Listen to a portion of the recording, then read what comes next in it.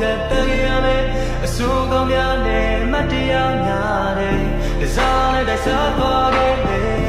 တမ်းချတော့လို့မကြခဲ့တဲ့မင်းကိုရှင်တယ်ရပဲပဲချမ်းကဖြီးသွားတဲ့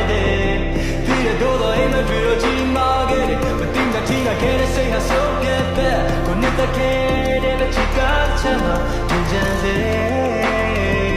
ဒီစားတော့မြင်များလို့ခွဲထုတ်ပြလိုက်တော့ဒီများဖို့